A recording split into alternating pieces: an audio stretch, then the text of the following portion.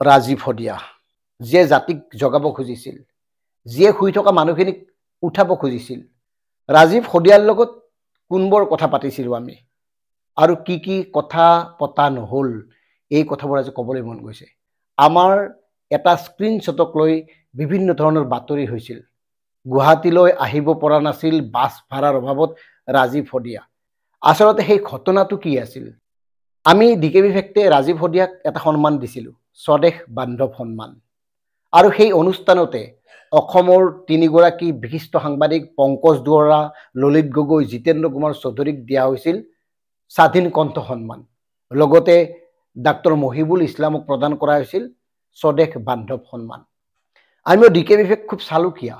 2 বছৰ হ'ল কাৰো পৰা এটকাও বৰঙণি নোলোৱাকৈ অনুষ্ঠানটো চলাই নিবলৈ প্ৰয়াস কৰিছোঁ, একমাত্ৰ জাতীয় চিন্তা আৰু চেতনাৰ প্ৰতি উদ্বুদ্ধ হৈ। একমাত্ৰ জাতিৰ প্ৰতি দায়বদ্ধতা অনুভৱ কৰিয়ে সক্ৰিয় সাংবাদিকতা ত্যাগ কৰি নিজাববীয়াকৈ প্ৰতিষ্ঠা কৰিছোঁ DKB ফেক্ট, এখন ডিজিটেল মঞ্চ, শোষিত নিষ্পেষিত বঞ্চিতজনৰ ক্ষোভ আৰু প্ৰতিবাদৰ মঞ্চ।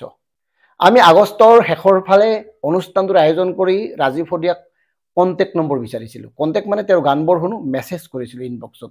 তাৰপিছত তেওঁ মোক হোৱাটছএপ যোগে মেছেজ কৰিছিল, ককাইদেউ মই ৰাজীৱৰ লগত কথা পাতিছিলোঁ। ৰাজীৱে খুব ভাল পালে। ৰাজীৱে এই পৰ্যন্ত কৈছিল যে আপোনাৰ সকলোবোৰ ভিডিঅ'ই আমি চাওঁ, কিন্তু আপোনাৰ নামটো জনাৰ সৌভাগ্য হোৱা নাছিল। কিমান বিনয় চাওক মানুহজন, সৌভাগ্যৰ কথা কৈছে তেওঁ। মানে কিমান সৰল, কিমান সৎ। সঁচাকৈ ৰাজীৱৰ কথাবোৰ ক'বলৈ গ'লে বহুত কথা মনলৈ আহে। তাৰপিছত কি হ'ল, ৰাজীৱৰ লগত আমাৰ কথা বতৰা চলিল। আমি ক'লোঁ, আপুনি জাতিক যি ধৰণে জগাবলৈ চেষ্টা কৰিছে, এককভাৱে যি এক নিৰৱচ্ছিন্ন যাত্ৰা অব্যাহত ৰাখিছে, সেই যাত্ৰাটোক আমি DKB ফেক্টৰ দৰে সৰু মঞ্চ এখনে সন্মানিত কৰিব খুজিছোঁ। ৰাজীৱ শদিয়াই ভাল পাইছিল আৰু আহিম বুলি কৈছিল। আমি এই পৰ্যন্ত কৈছিলোঁ যে আপোনাৰ অহা যোৱা খৰচ আমি দিম, যদি আগতীয়াকৈ লাগে ক'ব। তেখেতে কৈছিল নালাগে ককাই, সময়ত কম, গ'লে দিলে হ'ব। আমিও কোনো কোনচা ডাঙৰ মানুহ, গতিকে আমিও বৰ বিশেষ ইমান কথা ভবা নাছিলোঁ বা ভবা নহ'ল। আনকি ৰাজীৱৰ লগত মোৰ এনেকুৱা কথা হৈছিল যে আমি কথা পাতিম, আমি কাম কৰিম, গুৱাহাটীলৈ আহিব, তেওঁৰ ইণ্টাৰভিউ এটা ল'ম, আৰু নতুন কিবা কিবি প্ৰজেক্টৰ কথা ভাবিছিলোঁ তেওঁৰ কণ্ঠত। তেওঁ কৈছিল আমি একেলগে কাম কৰিম। 29 ছেপ্টেম্বৰত আছিল গুৱাহাটী প্ৰেছ ক্লাবত আমাৰ অনুষ্ঠান, আৰু 28 ছেপ্টেম্বৰৰ নিশা ৰাজীৱক আমি কল কৰিছিলোঁ, তেওঁ ধৰা নাছিল। তাৰপিছত তেওঁ আমাক মেছেজ দিছিল, আৰু সেই হোৱাটছআপ মেছেজত তেওঁ কৈছিল ক্ষমা কৰিব ককাই, আৰ্থিক অসুবিধা হোৱাৰ বাবে যাব নোৱাৰিলোঁ।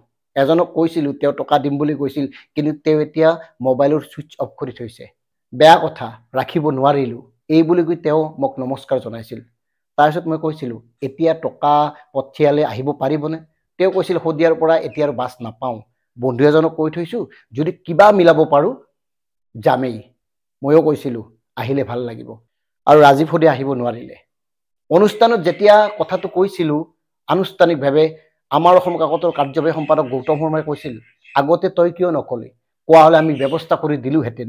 এতিয়া কথাটো হ'ল, এই যে স্ক্ৰীনশ্বটটোক লৈ বাতৰি হৈছিল, স্ক্ৰীনশ্বটটোক লৈ চৰ্চা হৈছিল, ৰাজীৱৰ টকা নাই কাৰণে বঁটা ল'বলৈ আহিব পৰা নাছিল, এয়া আচলতে অকল ৰাজীৱ নহয়, এয়া বৰ্তমান অসমৰ পৰিৱেশ পৰিস্থিতি। ৰাজীৱ এটা উদাহৰণহে। এনেকৈ অনেক কণ্ঠশিল্পী, অনেক লোক নোহোৱা হৈ গৈ আছে লাহে লাহে, কোনেও নজনাকৈ। জাতিৰ প্ৰতি টান অনুভৱ কৰি, কোনোদিন তিল মানুহ বিচলিত নোহোৱাকৈ, কেৱল মাটি আৰু মানুহৰ কথা কৈ, স্বদেশ আৰু স্বজাতিৰ কথা কৈ নিৰন্তৰ জাতিৰ সেৱাত উৎসৰ্গিত হোৱা লোক লাহে লাহে নোহোৱা হৈ গৈ আছে। ভোগবাদী এইখন সমাজ ব্যৱস্থাত তেওঁলোকক কোনেও বৰ বিশেষ গুৰুত্ব নিদিয়ে। মন কৰিবচোন, কিমানজনে ৰাজীৱ শদিয়াক জীয়াই থকা সময়ত আদৰ কৰিছিল, সন্মান দিছিল, কিমানজনে ৰাজীৱৰ গানবোৰ গাইছিল। এতিয়া ৰাজীৱৰ মৃত্যুৰ পিছত তথাকথিত একাংশ ছদ্মবেশী, স্বদেশী, জাতিপ্ৰেমী লোকৰ ভিৰ বাঢ়িছে, ৰাজীৱক লৈ মাৰ্কেটিং কৰিছে, আৰু সেইবোৰ ৰাজীৱ শদিয়াই বিচৰা নাছিল। যিটো সময়ত ৰাজীৱ শদিয়াই ভোগবাদী সমাজ ব্যৱস্থাক প্ৰত্যাহ্বান জনাই স্বদেশ আৰু স্বজাতিৰ কথা কৈছিল, সেই সময়ত কিন্তু ৰাজীৱক লৈ এতিয়া দম্ভালি মৰা একাংশই ভোগালী বিহুত মদ আৰু মানে পাতি হাঁহৰ গান গাইছিল, পেক পেক গান গাইছিল। গতিকে প্ৰিয় দৰ্শক, এটা কথা ক'ব খোজো, ৰাজীৱৰ মৃত্যুৰ পিছত যি এক জাতীয় বিপ্লৱ, জাতীয় চেতনা, এক গণজাগৰণৰ সূচনা হৈছে, তাক নিৰ্বাপিত হ'বলৈ নিদিব। নিজৰ মানুহখিনি নাথাকিলে, নিজৰ ভাষাটো নাথাকিলে কাক লৈ আমি গৌৰৱ কৰিম? বাৰে বাৰে সকীয়াই আছিল ৰাজীৱে যে আইৰ মুখৰ ভাষাটো গ'ল, বাৰে বাৰে সকীয়াই আছিল ৰাজীৱে যে ইংৰাজী ফুটে অসমীয়া নুফুটে, এনেকুৱা এটা পৰিৱেশ, অথচ হাজাৰ হাজাৰ প্ৰাথমিক বিদ্যালয় বন্ধ হৈ আছে, কাৰো মাতবোল নাই। অসমীয়া মাধ্যমৰ এই অৱস্থা, শিক্ষকৰ এই অৱস্থা। আৰু ৰাজীৱ শদিয়াক ভাল পোৱা, আমাৰ বৰ্তমান সময়ত ভাল পাবলৈ আৰম্ভ কৰা, ভাল পোৱা দেখুওৱা শিল্পীসকল, কণ্ঠশিল্পীসকল ৰাজীৱৰ গীতবোৰ গাওক মঞ্চত, প্ৰতিখন মঞ্চত এটা হ'লেও ৰাজীৱৰ গীত গাওকচোন।